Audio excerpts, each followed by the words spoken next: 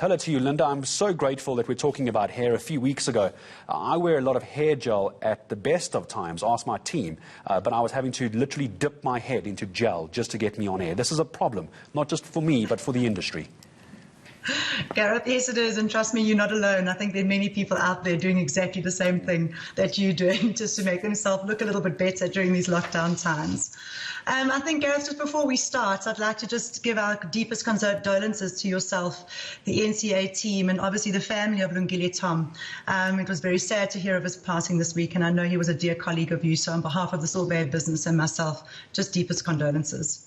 Linda, thank you very much indeed. I think everybody is still dealing with what happened. Many people regard Lungile, politicians and across the board, as probably one of the finest media professionals in the country. So I appreciate your condolences from your team. Thank you. Pleasure. Talk to me about this plan you have. How am I going to be able to cut my hair? Yeah, so I think, right now it's still uncertain as to when we will open. But I think, we're working closely with our industry bodies in a plea to government, obviously giving a responsible voice to the likes of the EOHCB. We've also been dealing with the likes of FASA to really see how we can obviously open in a very measured and responsible way to get salons open. So our plea to government is there. Hopefully they'll hear us soon and they'll allow us to open sooner than what they're planning. Linda, obviously over and above the sort of highline plan you have in place, the problem with an industry like yours, it is very hands-on. It is very contact-based. If you want to do my nails, please don't zoom in on those. You need to be touching me. How practically could this actually work? Take me through the thinking of this, the granular of it. Sure. So I think, Gareth, as an industry, already we adhere to very strict hygiene conditions. That's the nature of our industry. It's a business. It's what's been successful in the past and will continue to do so.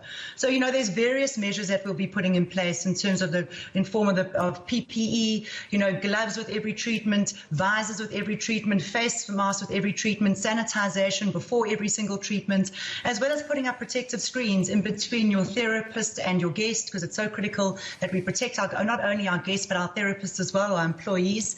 So we'll be employing lots of hand sanitizing, as you enter the store. So really a robust kind of hygiene protocols will be adhered to across all of our salons to ensure that we are compliant with what government is requiring, but also to protect our employees and, more importantly, our guests, which are so critical to the success of the Sorbet business moving forward. It certainly is as well. And Linda, speak to me a little bit about how you're going to attract those customers back. Yes, government may adopt your suggestions, but there's still a fear, isn't there, from a contact industry? How do you handle clients who want to perhaps come back, but they're still too scared?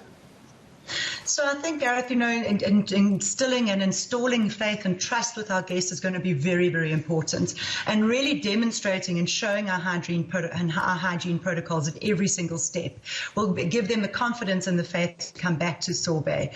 We will be engaging with them. We've continued to engage with them during the lockdown phase because we understand, even like yourself, people are looking for home treatments to still look good, to still feel good. So we've been engaging with them online just to keep them aware that we're here for them and that we can't wait to see them when they come back in store, but really highlighting our hygiene protocols and making sure that they feel confident and comfortable when they come into our salons is going to be the utmost important in terms of every piece of communication that we do with them to show them, to demonstrate that we're adhering to our hygiene protocols. All right, Sorbet's Linda Sinclair, thank you very much. Indeed, many people hoping your suggestions get adopted. They would like their haircut and their nails done. Appreciate your time. From Sorbet, Linda Sinclair.